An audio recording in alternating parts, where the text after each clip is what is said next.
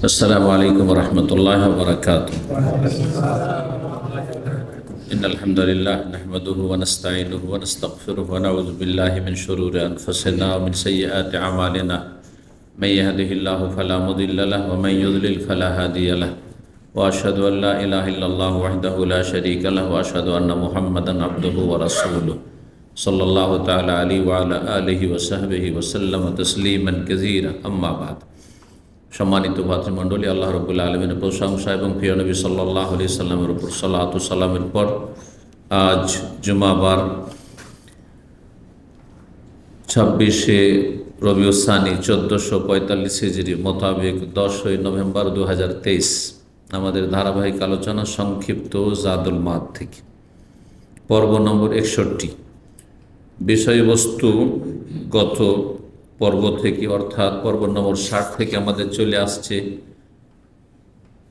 কথা সংযত বলা এবং ভাষা চয়নের ক্ষেত্রে রাসূলুল্লাহ সাল্লাল্লাহু আলাইহি ওয়াসাল্লাম আদর্শ। সংযত কথা বলা, যা মুখে আসলো তাই বলে দিলেন না। আর শব্দ চয়নের ক্ষেত্রে কথাগুলির শব্দ ভাষা যেন আপনার এমন না হয় যে ভাষাগুলি বলা উচিত নয়, সেটা শরীয়তের দৃষ্টিতে হোক অথবা মানুষের সাথে আচার আচরণের ক্ষেত্রে হোক, চলাফেরার ক্ষেত্রে হোক, শব্দ চয়ন। তো এই বিষয়ে রাসূলুল্লাহ সাল্লাল্লাহু আলাইহি ওয়াসাল্লামের আদর্শ পর্ব নম্বর 61তে আগের যে আলোচনাগুলি আছে তারই ধারাবাহিকতায় আলোচনা চলছে। যেসব কথা বলা আপত্তিকর বা যেসব ভাষা আপত্তিকর ইসলামের দৃষ্টিতে, তার একটি হচ্ছে কোনো কিছু ঘটে যাওয়ার পরে যদি বলা। যদি বলতে নিষেধ করেছে রাসূলুল্লাহ সাল্লাল্লাহু আলাইহি ওয়াসাল্লাম। যদি এমন করতাম তো এমনটা হইতো না, যদি এমনটা না করতাম তাহলে এমনটা হইতো না, যদি করতাম যদি না করতাম। কোনো কিছু ঘটে যাওয়ার পরে, এখনও কিছু ঘটেনি, আপনি কাজ করে যাচ্ছেন, করে যান। হ্যাঁ, আপনার চেষ্টার ক্ষমতা আছে, যতটা আপনি করে যান। আল্লাহ রাব্বুল আলামিন যা ফয়সালা করবেন তকদিরে, সেটা আপনার জানা নেই। কিন্তু তকদিরে কোনো কিছু ঘটে যাওয়ার পরে, বিশেষ করে কোনো কষ্টদায়ক কিছু ঘটে যাওয়ার পরে অনেকেই বলে থাকেন, যদি আমি এমনটা করতাম তো এমন হইতো না। হঠাৎ করে আপনার আপনজন কেউ মারা গেল, তারপর বলছে যদি আমি তাড়াতাড়ি একটু চিকিৎসার ব্যবস্থা নিতাম তাহলে হয়তো এমনটা হইতো না। বলা জায়েজ নয়, বড় আপত্তিকর। বরং এখানে কুফরিরও আশঙ্কা রয়েছে। আপনি কি তকদিরকে অস্বীকার করেন? যা আপনি তাড়াতাড়ি করে ভালো চিকিৎসকের কাছে পৌঁছে দিলে বাঁচিয়ে দিতেন। তো ঘটে যাওয়ার যা ঘটে গেছে, তো যেটা ফয়সালা ছিল না, ঘটে যাওয়ার পরে যদি বলে, তারপরে যদি এমনটা না করতাম তো এমন হইতো না। যেমন কোনো জায়গায় যাচ্ছিলেন না, মনটা বাড়ছিল না, তারপরে কারো কথাতে চলে গেলেন, আর যাওয়ার পর গাড়ি অ্যাক্সিডেন্ট হয়ে গেল, আর তারপরে আহত হয়ে বিছানায় পড়ে গেলেন, হ্যাঁ হসপিটালাইজড হয়ে গেলেন। ওহ, যদি আমি এমনটা না করতাম তো এমন হইতো না। এসব বলা যায় না। এই ব্যাপারে বিস্তারিত আলোচনা করেছেন লেখক। কিছু কথা এমন রয়েছে যেগুলি সাধারণ মানুষের জন্য অত উপকারী নয়, যার ফলে আমি বিষয়টিকে সংক্ষেপ করে গুরুত্বপূর্ণ বিষয়গুলো আলোচনা করছি। বলছেন, এই আলোচনার অন্তর্ভুক্ত হচ্ছে ওয়ামিনহু নাহিয়হু আন কাউলিল কাইলে বাদা ফাওয়াতিল আমরি। কোনো কিছু হাতছাড়া হয়ে যাওয়ার পরে, যেটা ঘটে গেছে, যেটা হওয়ার হয়ে গেছে, হাতছাড়া হওয়ার পরে যদি বলা লাউ আন্নি ফাআলতু কাযা ওয়া কাযা, যদি আমি এমনটা করতাম এমনটা করতাম। হঠাৎ করে চাকরি চলে গেল, হয়তো একটু কারোর সাথে মালিকের সাথে তর্ক করেছিল, ও যদি আমি এমনটা না করতাম তো হয়তো হইতো নাই। না, বলা জায়েজ নাই। আপনি আগে থেকে সতর্ক সাবধান থাকেন, এমন কিছু করবেন না যেটা তো আপনার জীবনে ঝুঁকি আসতে পারে যে কোনো রকমের।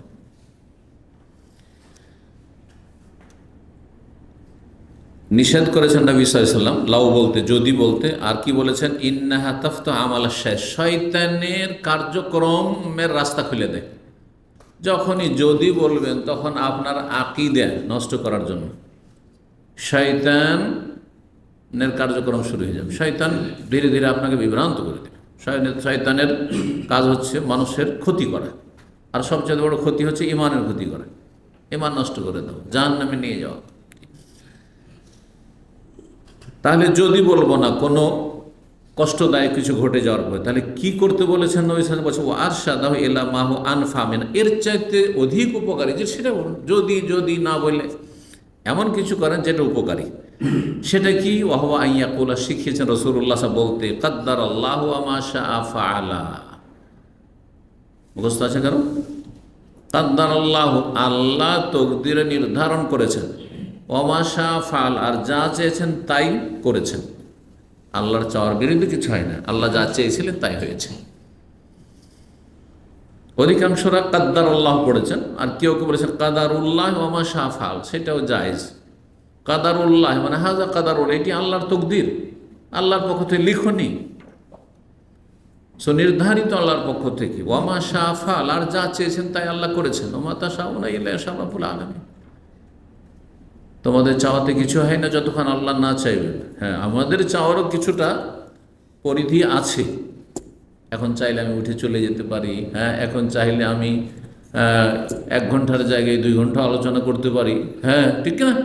আমার চাওয়ার একটা অধিকার আছে। কিন্তু আমার চাওয়া, আপনার চাওয়া, দুনিয়ার সমস্ত সৃষ্টির চাওয়া আল্লাহ রাব্বুল চাওয়ার আওতাভুক্ত। আল্লাহ না চাইলে সেটা হবে না। চাইছিলেন যে আপনি জামাতে মসজিদে গিয়ে সালাত আদায় করবো, আর বেরিয়েছেন, এটা আপনার চাওয়া আর চেষ্টা, তারপরে রাস্তায় বেরিয়েছেন, কিন্তু আল্লাহ না কারণ হোঁচট খেয়ে পড়ে গেলেন, আর সেখানে এমন হয়ে গেল, খোঁড়া হয়ে গেলেন, বাড়িতে উঠিয়ে নিয়ে আসতে হইল, আর জামাতে যেতে পারলেন। তাহলে আপনার চাওয়াটা আল্লাহর চাওয়ার আওতাভুক্ত। আল্লাহ চাননি যে আপনি ওখানে পৌঁছবেন।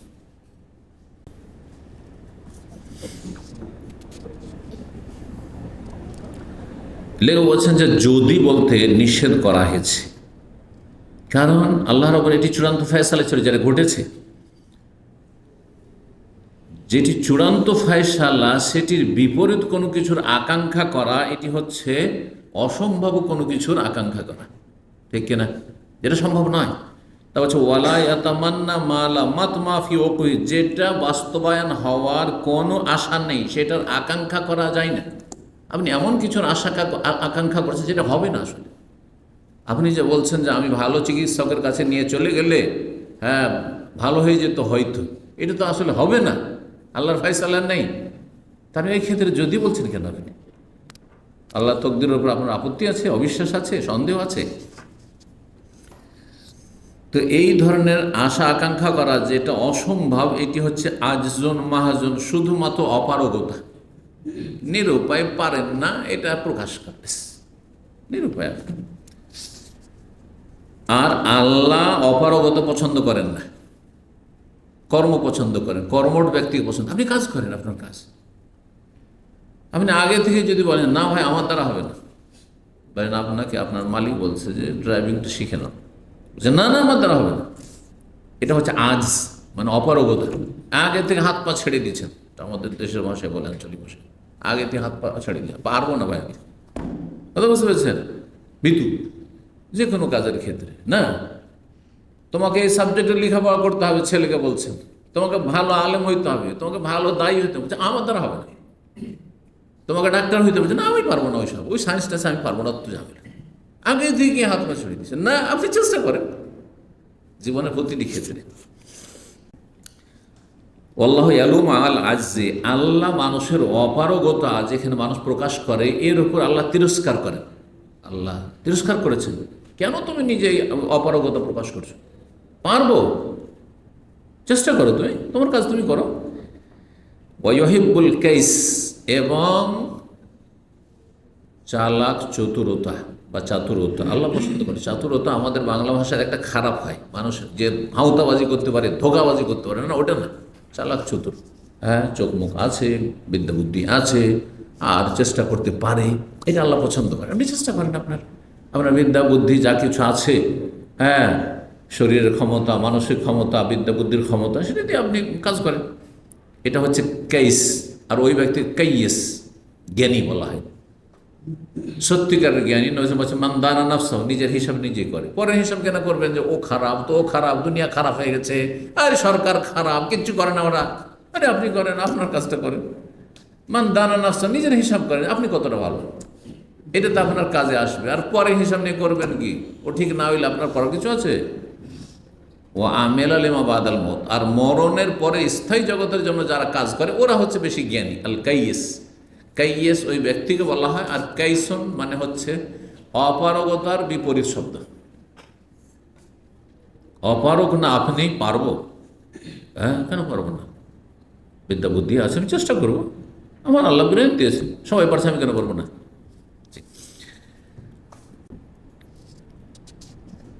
চালাক হওয়া, বুদ্ধিমান হওয়াটা কি বলছেন? ওহা মুবাশারাতুল আসবাব ফাইহা তাফতাহুল খায়র। সেটা হচ্ছে যে কোনো টার্গেটের জন্য, লক্ষ্য উদ্দেশ্যের জন্য আপনি মাধ্যমগুলি, সোর্সগুলি অবলম্বন করুন। মাধ্যম অবলম্বন করুন, মাধ্যম আছে। যে কোনো কাজে একটা জায়গায় পৌঁছিতে হবে, তার জন্য কিছু মাধ্যম আছে, সে মাধ্যমগুলির চেষ্টা করতে হবে। মাধ্যম যখন মানুষ ব্যবহার করে তখন কি হয়? ফাইহা তাফতাহুল খায়র, তখন কল্যাণের রাস্তা খুলে, তখন রাস্তা খুলে। এই বিদেশ আসার জন্য কত যে পায়তারা করেছেন, আর কত এদিক সেদিক ধর্ণা দিয়েছেন, চেষ্টা করেছেন, তারপর না এসছেন, তাই না? মেলা কিছু করতে হয়েছে। কিন্তু যদি বলে যে আমার দ্বারা ভাই সব, আমি ও দুনিয়া বুঝিও না, ওই আমি ওই সব ঢাকা শহর, রাজধানী, ওই সব জায়গায় আমি গিয়ে, আমি গ্রামের মানুষ, আমার দ্বারা হচ্ছে না, ওখানে থেকে যেতেন, তাই না?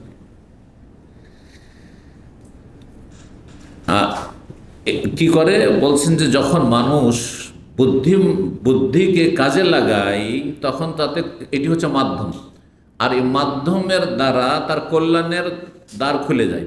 পক্ষান্তরে যে অপারগতা প্রকাশ করে তাতে শয়তানের কাজ শুরু হয়ে যায়। তখন শয়তান কাজ করে যে তোমার দ্বারা কিছু হবে না, তোমার দ্বারা কিছু হবে না। এই জন্য নবী সাল্লাল্লাহু আলাইহি সাল্লাম আশ্রয় কামনা করেছেন এই রকম খারাপ দোষগুলি থেকে। একটি হাদিসে 8টি খারাপ দোষ থেকে আশ্রয় কামনা করেছেন এবং শিখিয়েছেন উম্মতকে দোয়া। ওয়ালিহাযা ইস্তাযান নবী সাল্লাল্লাহু আলাইহি ওয়াসাল্লাম মিনাল আজজি ওয়াল কাসালি, নবী সাল্লাল্লাহু আলাইহি সাল্লাম আশ্রয় কামনা করেছেন আল্লাহর কাছে যে আমাকে আশ্রয় দান করো আল্লাহ, মিনাল আজজি অপারগতা হতে, ওয়াল কাসালি আর অলসতা হতে। আজজ অপারগতা, আর কাসাল হচ্ছে অলসতা, কাছাকাছি, দুটো একই জিনিস নাই কিন্তু। ওহমা মিফতাহ করলে সার, এই দুটো দোষ, দুটো কারোর মধ্যে যদি চরিত্র থাকে, অপারগ আগে থেকেই, মানসিক দিক থেকে হিম্মত নেই, অপারগ আর অলসতা, পারবো না, চেষ্টা করেন, না না না অলস, শুয়ে থাকবে, বসে থেকে দিন কাটিয়ে দেবে, হ্যাঁ ঘুমানো আর শুয়ে থাকা পছন্দ করে, অলস সেই ব্যক্তি, কর্মঠ না, তাদের কোনো কাজ হবে না।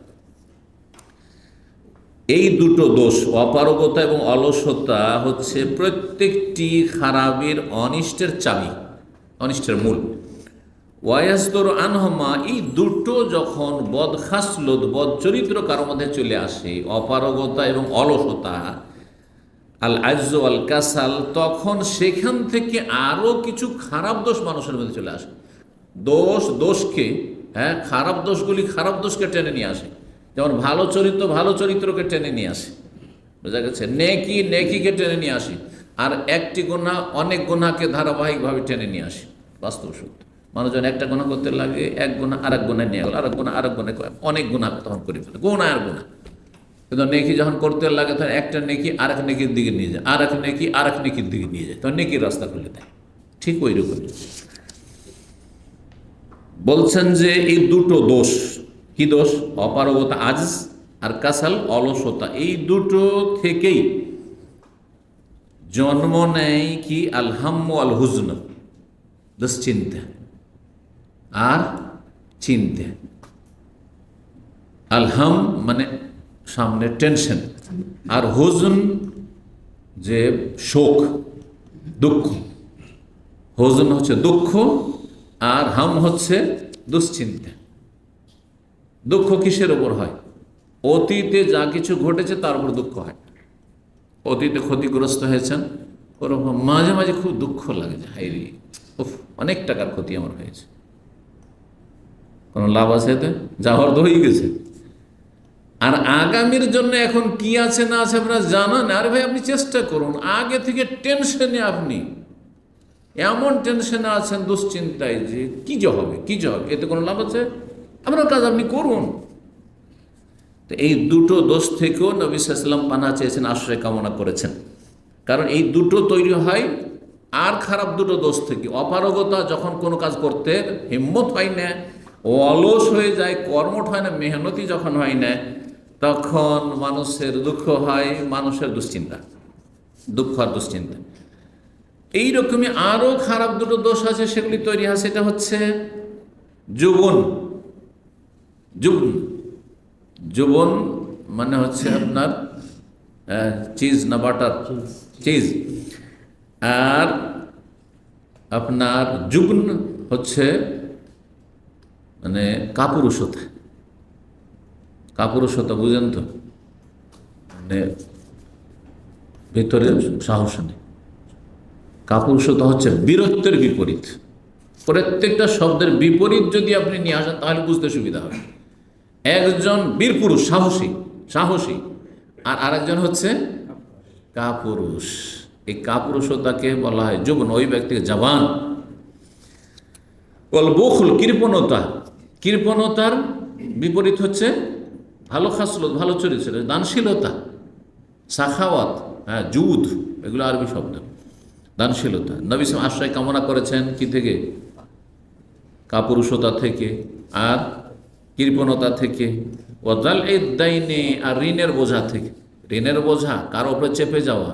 আরে অল্প স্বল্প ঋণ আছে, ঋণ এতটা নেবেন যাতে ঋণ পরিশোধ করার জন্য অল্টারনেট ব্যবস্থা থাকে।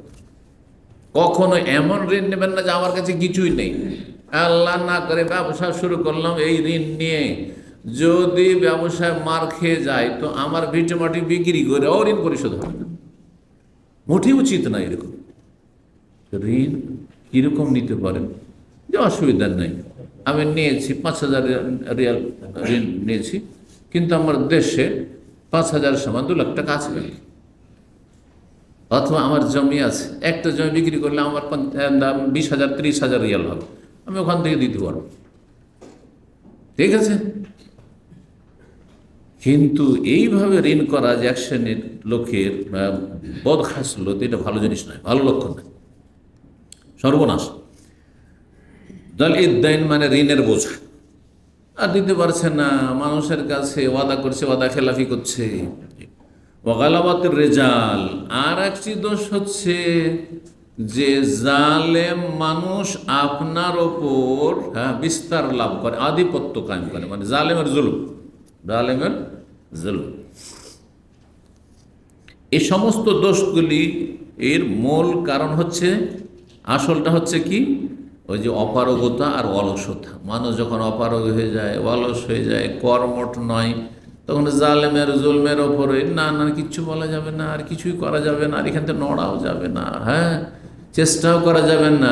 জুলমের অবসান ঘটাবার চেষ্টা করেন, সেটা তাকে প্রতিহত করেন। আর প্রতিহত যদি কাফের জালেমকে না পারেন, তাহলে সেখান থেকে আপনি সরে পড়েন সুরক্ষিত স্থানে, হিজরত যান না, না আমি এখান থেকে যাবো না, আমার গ্রাম ছাড়বো না। বেদাতিদের জুলমের শিকার অনেকে, বেদাতি গ্রামে মারও খাচ্ছে, মসজিদে নামাজ পড়তে দেয় না, তো আর হেদায়েত করতে পারছে না, এত কট্টর তাদেরকে। তো তাদেরকে বলা হয় যে হিজরত করো, না, ও বাপ দাদার ভিটে ছেড়ে আসবে না, জাহেল মন হয়ে গেল, হিজরত করো তুমি ওখান থেকে। না না না, আমার এলাকা আমি ছাড়তে পারবো না, ওটা আমার জন্মভূমি, মাতৃভূমি, ও ডিস্ট্রিক্ট ছেড়ে অন্য জায়গায় যাবে না। অথচ দুনিয়ার পেটের গরজে গ্রাম থেকে শহরে যাচ্ছে, কিন্তু ইমান ইসলামের হেফাজতের গরজে যাচ্ছে না। কেমন দুনিয়াদার মানুষ, অনেক তাহলে ধার্মিক, কিন্তু তাদের দিনদারিতে, ধার্মিকতায় তাদের ত্রুটি আছে। আপনি আপনার ইমান ইসলামের সুন্নতের হেফাজতের জন্য হিজরত করতে পারছেন না, আর আপনি দুনিয়ার কিছু সুবিধা ফ্যাসিলিটি পাবেন শহরে, সেই জন্য আপনি শহরে গিয়ে বাড়ি ঘর তৈরি করছেন। আপনি কেন? দুনিয়াটা তাহলে আপনার কাছে বেশি গুরুত্ব পেয়েছে। মাস্তারোহা কুল্লোহা আনিল আজজে ওয়াল কাসলে, এই যে দোষগুলি রয়েছে সেগুলির উৎস, মাস্তার উৎস হচ্ছে মানে যেখান থেকে এগুলো পয়দা হয়, সেটা হচ্ছে আজ, অপারগতা আর অলসতা। অপারগতা অলসতা যখন চলে আসে, তখন আরও যে 6টি বদখাসলত অথবা খারাপ দিক বলা হলো মানুষের, সেগুলি মানুষের মধ্যে চলে আসে। আর যদি যদি করলে নবী সাল্লাল্লাহু আলাইহি ওয়াসাল্লাম বলেছেন শয়তান এই দোষগুলি আপনার মধ্যে পয়দা করে দেবে। যখন যদি এমনটা করতাম এমন হইতো, এমন যদি না করতাম তো এমনটা হইতো না, এগুলো যখন বলবেন তো এইটা আপনার অপারগতা প্রকাশ করে, অলসতা প্রকাশ করে। আর তখন সেখান থেকে আপনার দুশ্চিন্তা হবে, না হয় দুঃখ হবে, বেদনা ব্যথা হবে, মনোকষ্ট, আর তারপরে কাপুরুষ হয়ে যাবেন, কৃপণ হয়ে যাবেন, ইত্যাদি ইত্যাদি। আর তারপরে যেহেতু অলস, আপনি অপারগ, সুতরাং ঋণের বোঝা চাপতে আছে, ঋণ পরিশোধ করার জন্য আপনি মেহনত করছেন না, রুজি রোজগার করার জন্য তাও হচ্ছে না। আর যখন আপনি ধীরে ধীরে দুর্বল হয়ে যাবেন তখন জালেমরা আপনার উপর চেপে পড়বে, জালেমের জুলুম শুরু হয়ে যাবে।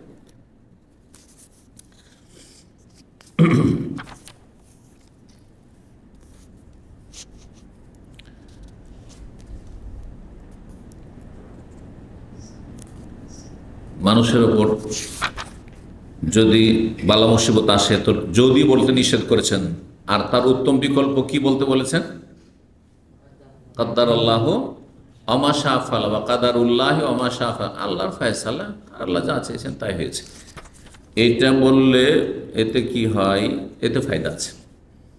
বলছেন যে বান্দা যখন বলে কাদারুল্লাহি ওমা শাআ বা কাদ্দারাল্লাহু ওমা শাআ ফাআল ওমা ইয়াস্তাকবিলু লা ইউদফা বিল হাম, সামনে যা কিছু আসছে, আগত যা কিছু, সেটা আপনি প্রতিহত করবেন দুশ্চিন্তা দিয়ে, এটা হয় না। টেনশন দিয়ে সামনে যা কিছু আসছে সেটা আপনি দূর করবেন, এটা হবে। কারণ যে কোনো লোকের ক্ষেত্রে সম্ভাবনা রয়েছে যে একসময় অসুস্থ হয়ে যাব, একসময় আমি কাজকর্ম করতে পারবো না, তো কি করে খাবো, আগামী দিনে কি করে চলবে, যে আপনার দ্রব্যের মূল্য বৃদ্ধি পাচ্ছে, কি করে সংসার চালাবো, এই যদি চিন্তা করতে থাকে তো চিন্তারই শেষ নেই, তাই না? তো বলছেন যে যা কিছু আগামী দিন আসছে সেটা দুশ্চিন্তা দিয়ে দূর করা সম্ভব নয়।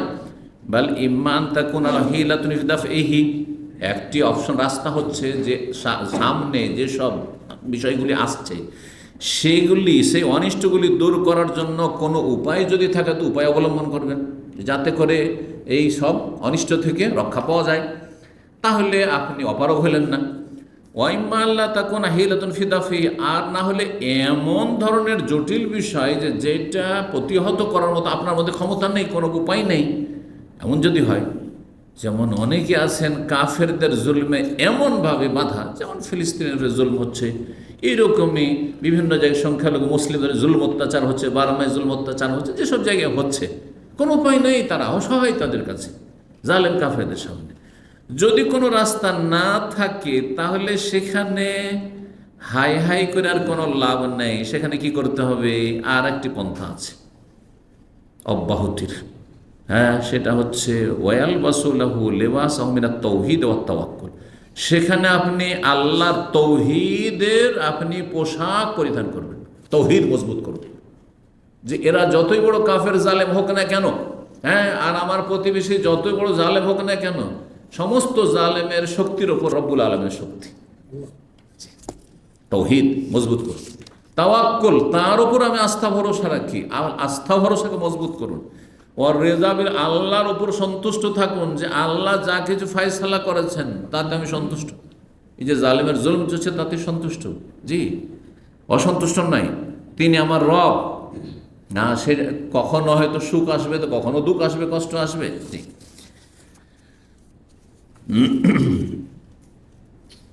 তারপরে বলছেন লেখক, ওয়াল মকসুদ, আসল উদ্দেশ্য হচ্ছে যে আন্নাহু ইস্তাআযা মিনাল হাম্মি ওয়াল হাযানি, নবী সাল্লাল্লাহু আলাইহি ওয়াসাল্লাম আশ্রয় গ্রহণ করেছেন দুশ্চিন্তা থেকে আর দুঃখ থেকে, যে আল্লাহ যেন দুশ্চিন্তা না হয় আর আমার জীবনে দুঃখ না আসে। ওয়াহুমা কারিনানি, এই দুটো হচ্ছে পাশাপাশি সঙ্গী, দুটো সঙ্গী। ওয়ামিনাল আজজি ওয়াল কাসালে, আর আশ্রয় গ্রহণ করেছেন নবী সাল্লাল্লাহু আলাইহি ওয়াসাল্লাম অপারগতা আর অলস, এই দুটোও সঙ্গী। ওয়াহুমা কারিনান, এই দুটো সঙ্গী। ফাইন তাখাল্লাফা সালাহুল আবদু কামালু আনহু ইম্মা আন ইয়াকুনা লিআদামি কুদরাতি আলাইহি, যদি বান্দার যোগ্যতা এবং পূর্ণতা সাথ না দেয়, কিসের জন্য? যে তার ক্ষমতা নেই, ক্ষমতা নেই, সে কিছু করতে পারলো না, তাহলে এর নাম হচ্ছে অপারগতা, পারলাম না। আও ইয়াকুনু কাদিরান, অথবা হয়তো করতে পারবে, কিন্তু করার জন্য যে সচেষ্ট হইতে হবে, উদ্গ্রীব হইতে হবে, মেহনত করতে হবে, সেটা নেই, আপনার চেষ্টা নেই, তাহলে এইটির নাম হচ্ছে ফাহুয়া কাসাল। লাকিন লা ইউরিদু, চায় না সে, আগে বাড়ার চেষ্টা করেন না, তার এটা নাম অলসতা। তাহলে অলসতা আর অপারগতাতে পার্থক্য বুঝতে পারলেন? এখানে পার্থক্যটা বয়ান করছেন যে অপারগতা হচ্ছে যে আপনি পারছেন না, পেরে উঠছেন না। আপনার ধরেন একটি চিকিৎসা করাবার জন্য, অপারেশন করার জন্য 1 লাখ টাকা লাগবে, আপনার কাছে 10,000 টাকাও নেই, 1 লাখটা জুটে না, তো এটা হচ্ছে কি? আর এদিক সেদিক থেকে কোনো দিক থেকে যে মানুষের সহযোগিতা নেব সেটাও পারলেন না, তো এটা অপারগতা। আরেকটি হচ্ছে যে আপনার ক্ষমতা আছে, আপনি যদি একটু মেহনত করেন তো 10টা দিন যদি আয় উপার্জন ভালো করে করেন, এইরকম নাকে তেল দিয়ে বাড়িতে না ঘুমিয়ে আর বিছানায় শুয়ে না থেকে, হ্যাঁ, তাহলে পারবেন। অনেকে আছেন ফ্রি ভিসার নামে এখানে আছেন না? নেই, অনেকে আছেন কিছুই শিখে নিয়ে আসেন, একেবারে লেবার হয়ে এসেছে, কিছুই জানেন না, ব্যবসাও করতে পারবেন না, পুঁজিও নেই তার, কেবল গাড়িটা শিখো, ওটাও করবে না সে। অনেকে ড্রাইভিং লাইসেন্সও বের করেছে, তারপরেও পয়সা আছে, একটা গাড়ি কিনে ও অনেকে ভাড়া মেরে রুজি রোজগার কোনোরকম করে নিচ্ছে, সেটাও করবে না, শুধু শুয়ে থাকে, তাহলে হবে কাজ? তো যদি আপনি কোনো কাজ করতে পারবেন, তারপরেও করলেন না, চেষ্টা করলেন না, তো এইটির নাম হচ্ছে অলসতা। অপারগতা আর অলসতায় পার্থক্য। এই দুটো যদি বদচরিত্র কারোর মধ্যে চলে আসে, হয় অপারগতা, পারছেন, পেরে উঠছেন না, অথবা অলসতা, তাহলে প্রত্যেকটি কল্যাণ তাহলে আপনার হাত ছাড়া, আপনি তাহলে যেই কল্যাণ চাইছেন সেই কল্যাণ হাসিল করতে পারেন। হসুল করলে সার, আর তারপরে অনিষ্ট, তাহলে যখন ভালো পাচ্ছেন না তাহলে মন্দ হবে। আর এইসব অনিশ্চয়ই অন্তর্ভুক্ত হচ্ছে তাতিলহু আনিন নাফএ বিবাদানিহি, মানুষের শরীরে ক্ষমতা আছে, গায়ে কিন্তু শক্তি আছে। এই আমাদের ভাই যদি ছোট বাচ্চাটা, এরকম বাচ্চা ধরেন একটা, হ্যাঁ, ওর সাথে খারাপ আচরণ করেছে, পারবেন না ওকে? হ্যাঁ, একটা ধাক্কা দিলে তো সে ও ভয় পালাতে দিশা পাবে না, ঠিক না? ক্ষমতা আছে শরীরে, কিন্তু সেই ব্যক্তি তাতিলহু আনিন নাফএ বিবাদানি, শরীরে বডিতে যে শক্তি আছে সেটাকে নিষ্ক্রিয় করে দিল, ওর সাহসী হয় না ওর গায়ে হাত দেওয়ার, আর ও লাফাচ্ছে, সাহস দেখাচ্ছে। দেখবেন হ্যাংলা পাতলা আমার দেশে এমন লাফাচ্ছে, যখন আমাদের দেশে লড়াই ঝগড়া হয় না গ্রাম্য, আরে খিটখিটে হ্যাংলা পাতলা, আরে এমন লাফাচ্ছে, আর মোটা মোটা এইরকম 100 কিলোর, আর ভয়ে কাঁপছে, হাত থেকে ভয়ে থরথর করে কেমন লাঠি পড়ে যাচ্ছে, কাজ হবে? অথচ একটা ধাক্কা দিলেও মরে শেষ হয়ে যাবে। কথা বুঝতে পেরেছেন?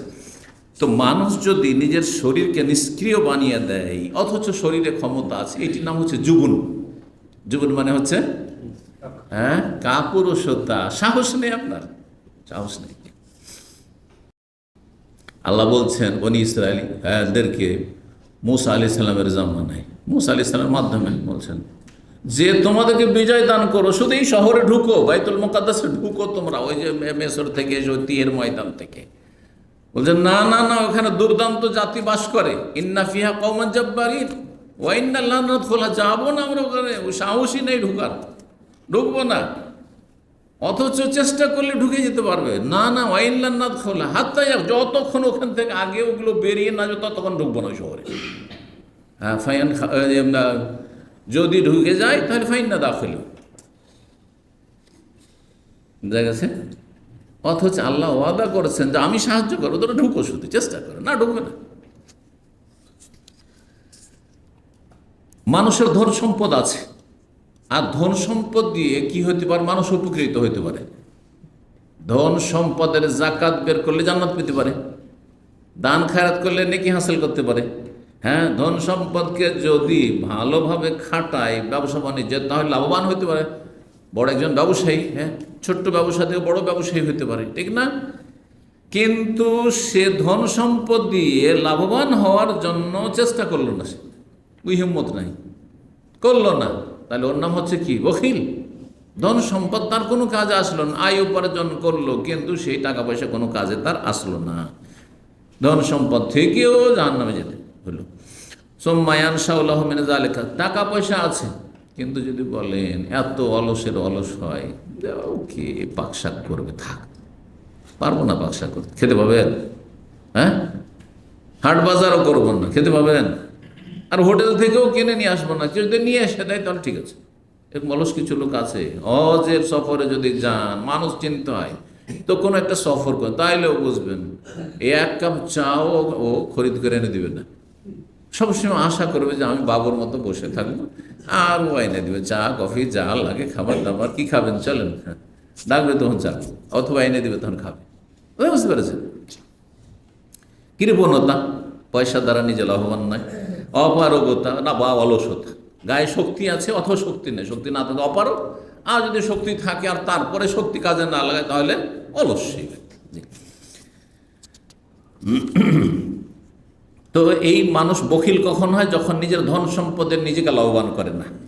আর এই দুটো বদ চরিত্র থেকে, অর্থাৎ কাপুরুষতা এবং কৃপণতা থেকে দুটো আর বদ চরিত্র বা বদ খাসলত পয়দা হয়ে যায় মানুষের মধ্যে, সেটি হচ্ছে ঋণের বোঝা।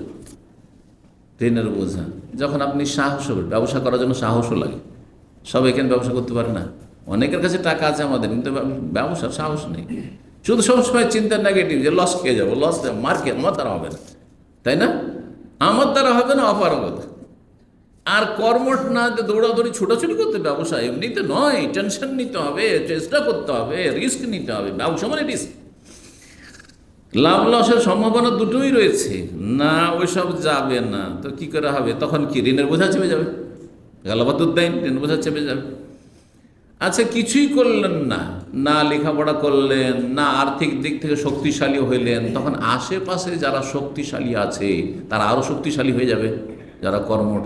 তারপরে তারা যদি কাফের জালেম হয় অথবা মুসলিম সমাজের জালেম পাপিষ্ট হয়, তাহলে তারা আপনাদের ওপর জুলম করা শুরু করবে, করবে না? এটিকে গালবাতুর রেজাল বলা হয়েছে, কাহারুর রেজাল বলা হয়েছে। তো এই খারাপ চরিত্রগুলি থেকে নবী সাল্লাল্লাহু আলাইহি ওয়াসাল্লাম আশ্রয় কামনা করেছেন। এরই অন্তর্ভুক্ত হচ্ছে যে রাসূলুল্লাহ সাল্লাল্লাহু আলাইহি ওয়াসাল্লাম একটি সহিহ হাদিস রয়েছে যে একজন লোক বিচার নিয়ে আসলো, একজন লোক একটি বিচার নিয়ে আসলো, বিচার সালিস, আর বাদী আর বিবাদী দুইজন আসলো। যেই ব্যক্তি বিচার দিয়েছে সেই ব্যক্তির ন্যায্য হক, কিন্তু সে কথা ঠিক করে বলতে পারে না, যার ফলে তার সাক্ষী প্রমাণও নেই। আর যেই ব্যক্তির আসলে ন্যায্য অধিকার না, সেই ব্যক্তির সাক্ষী প্রমাণ আছে, অথবা সেই ব্যক্তি কথা বলতে পারে। দেখবেন অনেকেই কিন্তু আদালতে গিয়ে এমন কথা বলতে পারে, ওই নিজেকে বলতে পারে না। আজকাল তো সব উকিলই ধরে, তাই না? উকিল এমন উকিল ধরেছে যে ও মৃত্যুকে সত্যবাদী বানিয়ে দিল। বোঝা গেছে? হারামখোরকে একবারে পাক্কা ধার্মিক বানিয়ে দিল। কত ভালো মানুষ, বুঝতে পেরেছেন?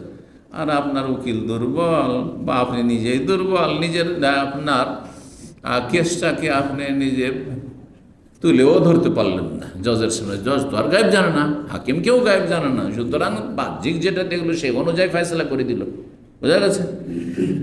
এই ক্ষেত্রে এক লোক হেরে গেছে, কোনো একটা বিচারে হেরে গেছে। নবী সাল্লাল্লাহু আলাইহি সাল্লাম শুনতে পেলেন যে সে হেরে যাওয়ার পর বলছে, হাসবি আল্লাহু ওয়া নি'মাল ওয়াকিল, আল্লাহ আমার জন্য যথেষ্ট, আল্লাহ উত্তম কর্মবিধায়ক। হাসবি আল্লাহ, কত সুন্দর দোয়া, কিন্তু শুধু দোয়া করলে হবে না, কর্ম করে দোয়া করতে হবে। এই কথাই শিখিয়েছেন নবী সাল্লাল্লাহু আলাইহি সাল্লাম। তখন নবী সাল্লাল্লাহু আলাইহি সাল্লাম ওই লোকটিকে বললেন যে তুমি বিচারে হেরে গিয়ে তুমি বলছো হাসবি আল্লাহ নি'মাল ওয়াকিল, এটা চলবে? ইন্নাল্লাহ ইয়ালুমু আলা আজজি, আল্লাহ তিরস্কার করেন, মানুষকে ভর্ৎসনা করেন অপারগতার উপর। কেন? তুমি নিজের কেস, নিজের ন্যায্য অধিকারটা নিজে পেশ করতে পারছো না কেন? তোমাকে পরিবেশন করতে হবে, পেশ করতে হবে, সুন্দরভাবে উপস্থাপনা করতে হবে। ওয়ালাকিন আলাইকা বিল কাইস, তোমার জন্য আবশ্যক হচ্ছে তুমি বুদ্ধিমত্তার পরিচয় দিবে, বুদ্ধিমানের পরিচয় দিবে। তুমি নিজের বিদ্যা বুদ্ধি দিয়ে আসল বিষয়টাকে উপস্থাপন করবে, যাতে বিষয়টা ক্লিয়ার হয়, ফাইজা গালাবাকা আমরুন, তারপরে যদি না পারো, চেষ্টা করলে বিদ্যা বুদ্ধিতে, তারপরেও হইল না, যখন দেখলেন যে আমি ক্ষতিগ্রস্ত হয়ে গেলাম, তখন বলেন হাসবি আল্লাহ নেমাল ওয়াকিল। শুরুতে আগে থেকে হাসবি আল্লাহ নেমাল ওয়াকিল, না না না না, শুধু হাসবি আল্লাহ দোয়া করে হবে না, কর্ম করার পরে হাসবি আল্লাহ নেমাল ওয়াকিল বলতে, এই কথাই শিখেছেন রাসূলুল্লাহ সাল্লাল্লাহু আলাইহি ওয়াসাল্লাম। ফাহাদা কালা বাদা আজজিহানিল কাইসি আল্লাযী লাউ কামা বিহি লাকুযিয়া লাহু আলা খাসমিহি। এই ব্যক্তি সে নিজের বিদ্যা বুদ্ধি দিয়ে কাজ না নিয়ে অপারগতা প্রকাশ করেছে, আর তারপর হাসবি আল্লাহ নেমাল ওয়াকিল পড়েছে। নবী সাল্লাল্লাহু আলাইহি ওয়াসাল্লাম তাকে তিরস্কার করলেন, এমন কাজটা ভালো না। কি করা উচিত ছিল? ফালাউ ফাল আসবাব, মাধ্যম গ্রহণ করুন। আপনি মাধ্যম গ্রহণ করার পরেও আপনি হেরে গেলেন, সুম্মা গোলেবা, তখন আপনি বলেন হাসবি আল্লাহ নেমাল ওয়াকিল। কাফের জালেম আপনাকে মারছে, আর যদি বলেন যাক মারো, হাসবি আল্লাহ নেমাল ওয়াকিল। আরে মারছে, আপনি মারেন, মারতে নি খাচ্ছেন তো মারেন, আপনিও মারেন। হ্যাঁ, তো না না না না, আপনি মরণকে এত ভয় করেন আর বেঁচে থাকতে চান ওই কাফেরদের মতো। হ্যাঁ, তাহলে কেমন করে হবে? শুধু হাসবি আল্লাহ নেমাল ওয়াকিল গুনোতে নাজিলা করি, বাস বিজয় হাসিল হয়ে যাবে? না না, হবে না।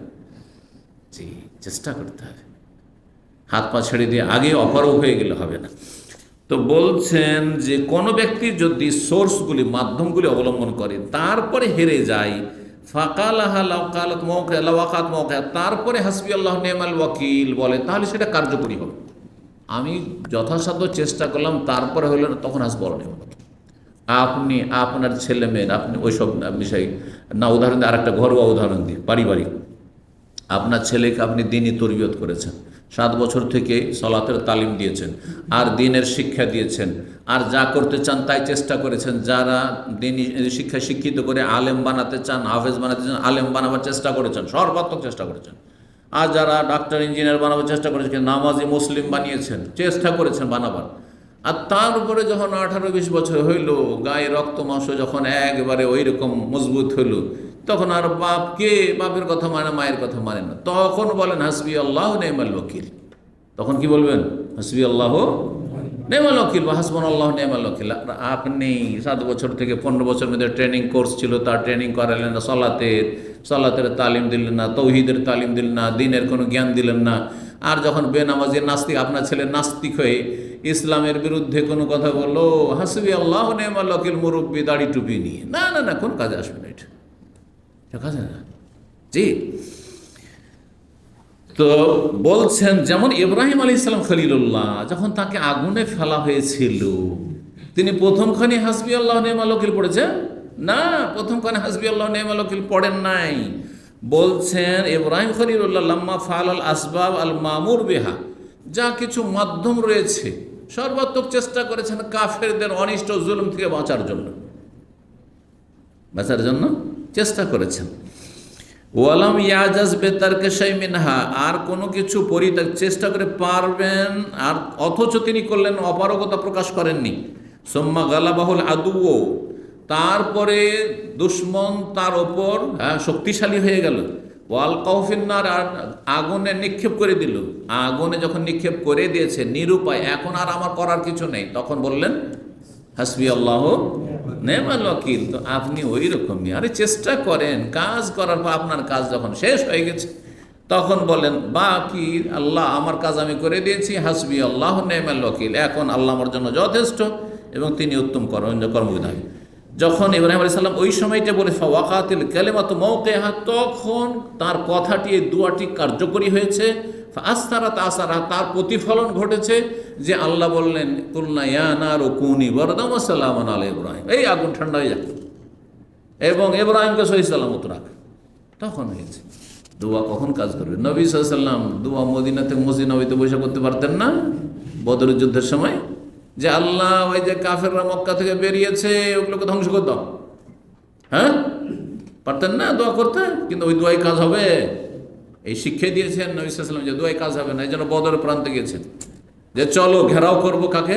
ওই যে কাফেলা আসছে, যাতে ক্ষতিপূরণ আমরা হাসিল করতে পারি। সব কিছু ছেড়ে খালি হাতে আমাদেরকে মক্কা থেকে আসতে হয়েছে, সেটাও হাত ছাড়া হয়ে গেল। কাফেরেরা চলে আসছে, নবী সাল্লাল্লাহু আলাইহি ওয়াসাল্লাম চাইছেন যে আসুক, তারপরে চলে আসলো। আল্লাহ বলছে চলে আসছে তো সামনাসামনি এখন লড়াই করতে হবে, যদিও লড়াইয়ের নিয়তে তোমরা আসো না। কাফেলা ধন সম্পদ তোমরা কেড়ে নেওয়ার জন্য এসেছিলে, কিন্তু লড়াই করতে হবে। লড়াইয়ের ময়দানে, বদরের ময়দানে এক এক জায়গায় রাসূলুল্লাহ সাল্লাল্লাহু আলাইহি ওয়াসাল্লাম দোয়া করছেন, আবু বকর দোয়া করছেন, ওমর দোয়া করছেন, এমন দোয়া করছেন যে চাদর শরীরে পড়ে গেছে, খেয়ালই নেই। এই দোয়া তখন কাজে এসছে। যুদ্ধের মাঠে গিয়ে মেহনত পরিশ্রম করার পরে তখন দোয়া কাজে এসছে। জি, এইরকম বলছেন রাসূলুল্লাহ সাল্লাল্লাহু আলাইহি ওয়াসাল্লাম। সাহাবায়ে কেরাম ওহুদের যুদ্ধ থেকে যখন ফিরলেন, ওহুদের যুদ্ধে ক্ষয়ক্ষতি হলো, কিন্তু কাফেরদের অহংকার আরো বেড়ে গেল। কারণ এখানে তারা মুসলিমদের কি করতে পেরেছে? ক্ষতি করতে পেরেছে, যদিও মুসলিমদেরকে পরাজিত করতে পারেনি। তারা বলল যে আমরা তো 70 বদল 70 নিয়ে নিতে পেরেছি, কিন্তু বদরে যে নিতে পারলাম না, ওহদে নিলাম, এটা হবে না। আগামী বছর বদরে লড়াই হবে, বদরে তোমাদের প্রতিশোধ নেব, যেহেতু আমাদের নেতাদেরকে তোমরা বদরে খুন করেছো 70 জনকে। এই কথা বলে যখন ঘোষণা করলো আবু সুফিয়ান, লাম্মা কিল আলম, যখন তালা বলা হইল বাদ আইন সেরাফিন ওহদ, ওহদ থেকে ফেরার পরে যে ইন্নান নাসা কাদ জামা, একটা গুজব ছড়িয়ে গেল, খবর আসলো যে মক্কার লোকেরা বিশাল একটা সেনাবাহিনী তৈরি করছে, যে সেনাবাহিনী নিয়ে এখন আক্রমণ করতে আসছে, আর বদরে তারা মুখোমুখি লড়াই করবে, বদরে আমাদেরকে মারবে। সাহাবীরা কোনো ভয় পেলেন না। নবী সাল্লাল্লাহু আলাইহি ওয়াসাল্লাম বললেন, সাহাবীরা বললেন, প্রস্তুতিও নিলেন, ফাতাজাহাজু ওয়া খারাজু, বেরিয়ে গেলেন, মদিনায় বসে থাকলেন না যে এইখানে আসি, যখন আক্রমণ করবে মদিনায় তখন প্রতিহত করবে, এখানে লড়াই করবে। বেরিয়ে আগেই চলে গেলেন। ঠিক আছে, বদরে আসবে তো আগে থেকে বদরের মাঠে গিয়ে হাজির। জি, বদর 170-80 কিলোমিটার এখান থেকে আল হাসান, এত দূর চলে গেলেন নবী সাল্লাল্লাহু আলাইহি ওয়াসাল্লাম। সাহাবায়ে কেরাম কোন, আর তারপরে সুম্মা কালুহা, তারপরে বলেছিলেন কি, হাসবুনাল্লাহু ওয়া নি'মাল ওয়াকিল। কোরআনে কারীমে রয়েছে, ইন্নান নাসা কাদ জামাউ লাকুম ফাখশাউহুম ফাযাদাহুম ঈমানা, আরো ঈমান তাদের বৃদ্ধি পেয়ে গেল। ওয়া কালু হাসবুনাল্লাহু ওয়া নি'মাল ওয়াকিল। কর্ম করলেন আর দোয়াও করলেন, আর মক্কার কাফেররা সাহস করে না, খবর পৌঁছে গেছে, তখনকার যে গোয়েন্দা ছিল, খবর পৌঁছে গেছে যে না, আগে এসে ওরা অগ্রিম এসে হাজির বদরে। ওরা তখন ওখান থেকে তারা আর আসতে সাহস করল না, থেমে গেল। তো ফাসতারাত আসরাত, তখন প্রতিফলন ঘটেছে। এই জন্য আল্লাহ রাব্বুল কোরআনে কারীম সূরা তালাকে বলেছে, ওমা ইয়াত্তাকিল্লাহ ইয়াজআল লাহু মাখরাজা, যে আল্লাহকে ভয় করবে তার রাস্তা বের হবে। তো ভয় করা আপনার কর্ম, আল্লাহকে ভয় করুন, তখন রাস্তা বের হবে। জি, ওয়ারযুকুহু মিন হাইসু লা ইয়াহতাসিব, রিজিক দিবেন এমন জায়গা থেকে যে আপনি কল্পনা করতে পারেননি। কখন? তাহলে তাকওয়া আপনার করণীয়, আপনি আল্লাহকে ভয় করুন, গুনাহ থেকে বেঁচে থাকুন, নেকির কাজ করুন। ওমা ইয়াতাওয়াক্কাল আল্লাহ ফাহুয়া হাসবুহ, আল্লাহর উপর যারা ভরসা রাখবে তাদের জন্য আল্লাহ যথেষ্ট, আল্লাহ যথেষ্ট। আল্লাহ রাব্বুল আলামিন সূরা তালাকের আয়াত 2-3 এই কথা বলেছেন, আর সূরা মায়েদার আয়াত 11 বলছেন ওয়াত্তাকুল্লাহ, আল্লাহকে ভয় করো, ওয়া আলাল্লাহি ফালিয়াতাওয়াক্কালিল মুমিন, আল্লাহর উপর যেন মুমিনরা অবশ্যই ভরসা রাখে। সুতরাং বলছেন লেখক যে আল্লাহর ভরসা রাখা আর হাসবি আল্লাহ বলা, এটি বেদুনে কিয়ামিন বিল আসবাবিল মামুর আজজন মাহজুন, কোনো মাধ্যম অবলম্বন করলেন না, চেষ্টা করলেন না, শুধু হাসবি আল্লাহ, আল্লাহ রুজির মালিক, হ্যাঁ আল্লাহ হায়াতের মালিক, আল্লাহ সুস্থতার মালিক। ধরো অসুস্থ হয়েছেন, ওষুধ পানি কিচ্ছু করবেন না, চিকিৎসা করবেন না, রুকিয়াও করবেন না, কিছুই করবেন যে আল্লাহ মালিক, আল্লাহ শেফা দেন, হবে না, না না, চেষ্টা করতে হবে। যে মাধ্যমগুলি রয়েছে বৈধ মাধ্যম অবলম্বন করতে হবে, যদিও তাতে আংশিক কোনো আস্থা থাকুক। হয়তো আজকাল মুসলিমদের এমন নয় যে আস্থা ভরসা আল্লাহর নেই, আস্থা আছে কিন্তু আংশিক আছে, আর মাধ্যমগুলি হয়তো আপনি অবলম্বন করছেন না, তাহলে কাজ হবে না, এই কথাই বলছেন এখানে। আর তারপরে বলছেন ওয়াইন কানা মাশুবান বিনাও মিনাত তাওয়াক্কুল, যদিও তাতে আংশিক তাওয়াক্কুল আছে। ফালা ইয়ামবাগি লিল আবদা আন ইয়াজআলা তাওয়াক্কুলাহু আজজান, কোনো বান্দার জন্য উচিত নয় যে আল্লাহ ভরসা বলে সে অপারগ হয়ে বসে থাকবে। শুধু আল্লাহ ভরসা বলা যথেষ্ট নয়, আল্লাহ ভরসা বলার আগে কি করতে হবে? কর্ম করতে হবে, কর্ম করতে হবে। ওয়ালা আজজহু তাওয়াক্কুলান, আর অপারগ হয়ে বসে আছেন আর ওইটাকে নাম দেবেন যে আল্লাহ ভরসা। আল্লাহর উপর ভরসা রাখলে বসে বসে খেতে পাবো, শুয়ে শুয়ে খেতে পাবো, হবে ঘুমিয়ে ঘুমিয়ে খেতে পাবো, হবে। এটা জান্নাত নয়, এটা কর্মজগৎ, এখানে কর্ম করতে হবে। আল্লাহর উপর ভরসা থাকলে, আল্লাহর উপর ইয়াকিন থাকলে আল্লাহ জান্নাত দেবেন, না কর্ম করতে হবে। রাজান হলে মসজিদে যেতে হবে, নেকির কাজগুলো ফরজ ওয়াজিব আদায় করতে হবে, হারাম নাজেজ থেকে বাঁচতে হবে, এগুলো আপনার কর্ম। যে বলছেন যে বালিয়াজ আলু তাওয়াক্কুল মিন জুমলাতিল আসবাব, আল্লাহ ভরসা হবে একটি মাধ্যমগুলি একটি মাধ্যম, আল্লাতি লা ইয়াতিমুল মাকসুদ ইল্লা বিহা, যে লক্ষ্য উদ্দেশ্য পূর্ণ হবে না এই আল্লাহ ভরসা ছাড়া, কিন্তু আল্লাহ ভরসার সাথে কর্ম করতে হবে। বলছেন অমিন হনা গালাতা তাইফ, এই ক্ষেত্রে দুটো দল বিভ্রান্তির শিকার হয়েছে, দুটো দল ভুল করেছে। একটি দল বলছে আহাদুহুমা জাআমাত আন্নাত তাওয়াক্কুল ওয়াহদাহু সাবাবুন মুস্তাকিল্লুন, আল্লাহর উপর শুধু ভরসা রাখাই হচ্ছে একটি পৃথক মাধ্যম, মানে এটা দিয়ে যথেষ্ট, এটি যথেষ্ট। এর যদি উদাহরণ চান তো আমাদের তবলিগি চিল্লাওয়ালা ভাইরা, এরা নতুন নতুন বিয়ে শাদী করেও, আমি জানি আমার খুব কাছের লোক একজন ছিল, এক সময় সে চিল্লাতে এমন মেতে উঠলো, আল্লাহ হেদায়েত করেন, আর হেদায়েত হয়ে গেছে আলহামদুলিল্লাহ, মারাই তো গেছে। তো যাক, এরকম লোকগুলিকে আল্লাহ হেদায়েত করে, যে কথা বলছি। তো আমি যেহেতু কাছে থেকে জানি, আর তাকে আমি তবলিগ থেকে ফিরাবার জন্য সর্বাত্মক চেষ্টা করে আলহামদুলিল্লাহ সফলও হয়েছি, তো সে খুব আমার কাছের মানুষ। নতুন বিয়ে করে আর স্ত্রীর বয়স 18 বছর হয়নি, 16 বছর মনে হয় কি 18 বছর এরকম বয়স, একটিও বাচ্চা নেই। আর শ্বশুর বাড়ি থেকে 2 কিলোমিটার দূরে আলাদা একটা বাড়ি করেছে রোড সাইডে, সেই বাড়িতে একজন যুবতী মহিলাকে ছেড়ে দিয়ে 40 দিনে চিল্লে চলে গেছে। যখন বললাম যে আপনি যে এই কাজগুলি করছেন, তো এটা কি আপনার জন্য জায়েজ হচ্ছে? অনেক আগের কথা, সে আমার চাইতে বয়সের সিনিয়র, আজকে থেকে 40-45 বছর আগের কথা বলছি। তা আপনি যে কাজগুলি করছেন এটা কি উচিত হচ্ছে? তো বলছে আল্লাহর উপর ভরসা করে আমরা যাই, চিল্লা যাচ্ছে আল্লাহর উপরে ভরসা, আল্লাহর ভরসা করে আপনি স্ত্রীকে ছেড়ে দিয়ে চলে যাবেন একাই বাড়িতে? চলবে না, মোটেই না। অনেকে আছেন আপনার স্ত্রী যুবতী, তার হাট বাজার করার মতো কেউ নেই, আর আপনি শহরে তাকে একাই রেখে আসছেন, আর একটা ভাই রেখে আসেন। আপনার ভাইকে রাখলে হবে না, সেটা তার মাহরম নয়, ফিতনা। তার ভাই রেখে আসেন, বা আপনার বড় একটা ছেলে আছে, হ্যাঁ, অথবা তার বাবাকে রেখে আসেন, আপনার শ্বশুরকে, অথবা আপনার বাবা মাহরম, আপনার বাবাকে রেখে আসেন তার সাথে। না, ওই ছেলে মেয়েদেরকে লেখাপড়ার জন্য সব কচি কাঁচা হয়ে আছে, আমার স্ত্রীকে রেখে এসেছি, আর তারপরে কত অঘটন ঘটে যাচ্ছে। ইমানের দুর্বলতা হতে পারে না। যদি এমনটা হয়, যদিও মাহরম শর্ত নাই কোনো জায়গায় বাড়িতে থাকার জন্য, কিন্তু নিরাপত্তা তো অবশ্যই থাকতে হবে। হ্যাঁ, নিরাপদ, ইজ্জতের নিরাপত্তা, তারপর জানের নিরাপত্তা, ধন সম্পদের নিরাপত্তা। যখনই আশেপাশের যারা বদ প্রকৃতি মানুষ জানতে পারবে যে এখানে একজন মহিলা একাই বসবাস করে, তার কেউ নাই, তখন তার কি অবস্থাটা করতে পারে চিন্তা করুন তো দেখি। তো এটার নাম তাওয়াক্কুল নয় যে আল্লাহ ভরসা আমি রেখে চলে এসেছি। জি, আপনার সবাব সোর্স মাধ্যম হচ্ছে যে আপনি সেখানে একজন কোনো পুরুষ লোক রেখে আসবেন, যে বাজার টাজার করে দিবে, যাতে করে বেগানা কোনো পুরুষের সাহায্য না নিতে হয়। হঠাৎ করে অসুস্থ হয়ে গেল, এখন টেলিফোন করে কাকে? ওই আপনার বাচ্চাদের যে শিক্ষক টিউশন পড়ায় তাকে, আর এই দিয়ে কত ফিতনা হচ্ছে।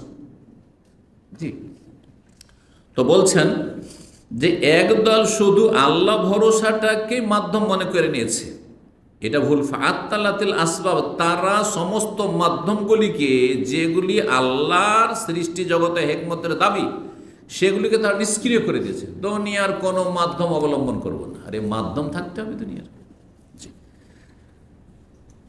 আর আসানিয়া, দ্বিতীয় আর একটি দল আছে যারা ওই সেকুলার, বেদিন, নাস্তিক। বোঝা গেছে? কামাত বিল আসবাব ও আরাজাত আনিত তাওয়াক্কুল, যারা শুধু দুনিয়ার মাধ্যম অবলম্বন করে, আল্লাহর উপর ভরসা মোটেই। এরাও গোমরাহ, প্রান্তিকতা। গোমরাহ তাহলে একদল হচ্ছে যারা বেদিন, দুনিয়ার সোর্স মাধ্যম এটা কি মেন মনে করে, আর আল্লাহর উপর ভরসা বলে কিছু নেই। আর আরেক দল তাদের বিপরীত কি, যাদের রুহানিয়াতের নামে তাদের দুনিয়ার সাথে কোনো সম্পর্ক নেই, দুনিয়ার সাথে কোনো সম্পর্ক নেই, যার ফলে আল্লাহ ভরসা, সব কাজে আল্লাহ ভরসা, আর নিজের কর্ম কিছুই করেন না। ক্ষতি থেকে বাঁচার জন্য যে কর্ম করতে হবে, লাভবান হওয়ার জন্য কর্ম করতে হবে, না, কর্ম নাই। এই দুটো দল হচ্ছে পথভ্রষ্ট। এজন্য মানুষের জীবনটা রূহ এবং দেহ দুটোর সমষ্টি, দুটো সমন্বয়। শুধু আত্মার নাম, হ্যাঁ, মানুষ নয়, আর শুধু দেহের নাম মানুষ নেই। দেহ যখন আছে তো পার্থিব মাধ্যম লাগবে, আর রুহ আছে সুতরাং রুহানিয়াত লাগবে। নাস্তিক আর সেকুলারদের মধ্যে রুহানিয়াত নেই। হ্যাঁ, শুধু কি আছে, যেটা বস্তুবাদিতা। হ্যাঁ, বস্তুবাদ এটিকে বলা হয়, জড়বাদ, বস্তুবাদ। আর যারা শুধু রুহানিয়াত, রুহানিয়াত মানে ফানাফিল্লাহ। হ্যাঁ, যদিও তারা মুখে শুধু ফানাফিল্লাহ, কিন্তু তারা সবচেয়ে বেশি পয়সাওয়ালা। তার মানে এই ফানাফিল্লার নাম দিয়ে পীরেরা কি করছে, আপনাদের পকেট খালি করছে। ধোঁকাবাজেরা, কিন্তু ধোঁকাবাজ না হলে না খেয়ে থাকতো তারা। তারা যেসব তাদের মুরব্বীর কেচ্চা কাহিনী বয়ান করেছে, চরমনের কেচ্চাটা আছে যে একজন 12 বছর শুধু জিগির খেয়ে বেঁচেছে। আমি আলোচনা করেছি মাওয়াইজে কারিমা থেকে। 12 বছর কি খেয়ে বেঁচেছে? জিকির খেয়ে বাঁচছে। তো 12 বছর যদি জিকির খেয়ে বাঁচতে হবে তোমাদের মুরব্বী, তো তুমি 5টা বছর বাঁচো, একটা পয়সা রাখবে না। কেন এত ধন দৌলত তোমাদের খবিজগুলো? কথা বোঝা গেছে? জি, তাহলে ধোঁকাবাজেরা আসলে। জি, ধর্ম ব্যবসায়ীটা, পেট পূজা। জি, তো এই দুটো দল হচ্ছে গুমরাহ। তাহলে হক কোনটি? ওয়াল মাকসুদ, ইসলামের লক্ষ্য উদ্দেশ্য আন্নাহু আরশাদাল আবদা ইলা মা ফি গায়াতু কামালি আন ইয়াহরিস আলা মা ইয়ানফাহু ওয়া ইয়াবযুলু জুহদাহু ওয়া হিনাইযিন ইয়ানফাহু তাহাসসুব। নবী সাল্লাল্লাহু আলাইহি ওয়াসাল্লাম দিক নির্দেশনা দিয়েছেন এমন একটি বিষয়ের দিকে যাতে মানুষের জীবনে পূর্ণ লক্ষ্য উদ্দেশ্য পূরণ হতে পারে। সেটা হচ্ছে যা আপনার জন্য উপকারী হতে পারে দিন দুনিয়ার ক্ষেত্রে, তার জন্য উদ্গ্রীব হন, চেষ্টা করেন, সর্বাত্মক চেষ্টা করেন। আপনি জান্নাত পাওয়ার জন্য, জান্নাত উচ্চ স্থান পাওয়ার জন্য, জাহান্নামের আযাব থেকে বাঁচার জন্য সর্বাত্মক চেষ্টা করেন। দুনিয়াতে নিজে সুখী, পরিবারকে সুখী হওয়ার জন্য সর্বাত্মক চেষ্টা করেন আপনি, কিন্তু হালাল উপায় চেষ্টা করেন, হারামে না। তারপরে যথাসাধ্য মেহনত পরিশ্রম করবে। তারপরে হাসবি আল্লাহ নেমাল ওয়াকিল, এইটা কাজ, আল্লাহর উপর তাওয়াক্কুল কাজে আসবে। বেখালাফ মানফাররাত, তবে যেই ব্যক্তি এই ক্ষেত্রে ত্রুটি করলো, মেহনত পরিশ্রম করলো না, কোনো কাজে আসবে না, শুধু হাসবি আল্লাহ নেমাল ওয়াকিল কাজে আসবে না, আল্লাহ তাকে তিরস্কার করেছেন। এখানেই আজকের আলোচনা শেষ করছি। আল্লাহ রাব্বুল আলামিন যেন আমাদের নেক আমল কবুল করেন, ইলমে আমলে বরকত দান করেন, দিন দুনিয়ার সার্বিক সফলতার জন্য সর্বাত্মক চেষ্টার তৌফিক দান করেন। আল্লাহ রাব্বুল আলামিন আমাদের দুর্বলতা দূর করেন এবং আল্লাহ রাব্বুল আলামিন আমাদের জন্য যেন যথেষ্ট হন। আর আল্লাহ রাব্বুল আলামিন সমস্ত অনিষ্ট থেকে আল্লাহ বাঁচিয়ে রাখেন। সাল্লাল্লাহু আলাইহি ওয়া সাল্লাম নবিয়ানা মুহাম্মদ ওয়া আলা আলিহি ওয়া সাহবিহি আজমাইন।